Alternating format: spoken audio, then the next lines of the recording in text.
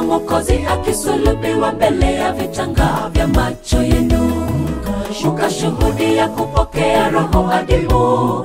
Baada yenu kuamini, mlishuhudia miujiza mingi kupitia kazi ya Roho. Je, mlipata roho kwa kusikia imani, kwa kutenda matendo ya sheria? Mlimwona Mwokozi akisulubiwa mbele ya vitanga vya macho yenu, mkashuhudia kupokea roho adimu.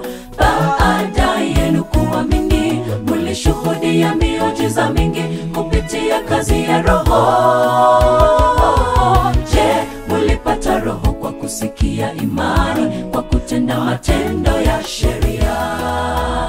Ni dhahiri ya kwamba hakuna yeyote ahesabiwaye haki mbele za Mungu Muumba, kwa sababu yeye mwenye haki ataishi kwa imani, kwa kuwa Kristo alitukomboa katika hayo. Ni dhahiri ya kwamba hakuna yeyote ahesabiwaye haki mbele za Mungu Muumba, kwa sababu yeye mwenye haki ataishi kwa imani, kwa kuwa Kristo alitukomboa katika hayo.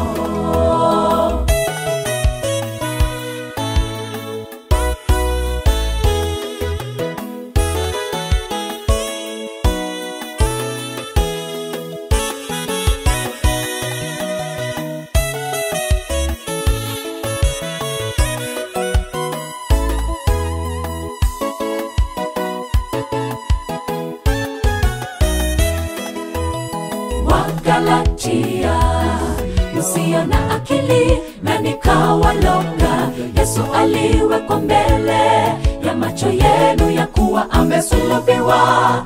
Mmekuwa wapumbavu, mlianza kwa roho, mwakamilishwa katika mwili. Mmepatikana na mateso makubwa, na mnaibu hofu. Wa Galatia, msio na akili na nikawaloga. Yesu aliwekwa mbele ya macho yenu, ya kuwa amesulubiwa. Mmekuwa wapumbavu, mlianza kwa roho, mwakamilishwa katika mwili. Mmepatikana na mateso makubwa, na mnaibu hofu. Ni dhahiri ya kwamba hakuna yeyote ahesabiwaye haki mbele za Mungu Muumba, kwa sababu yeye mwenye haki ataishi kwa imani, kwa kuwa Kristo alitukomboa katika hayo. Ni dhahiri ya kwamba hakuna yeyote ahesabiwaye haki mbele za Mungu Muumba, kwa sababu yeye mwenye haki ataishi kwa imani, kwa kuwa Kristo alitukomboa katika hayo.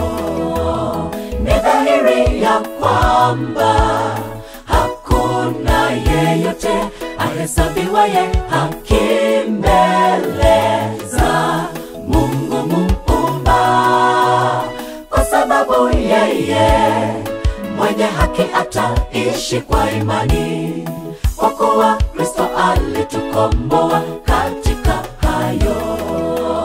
Ni dhahiri ya kwamba hakuna yeyote ahesabiwaye haki mbele za Mungu Muumba, kwa sababu yeye mwenye haki ataishi kwa imani,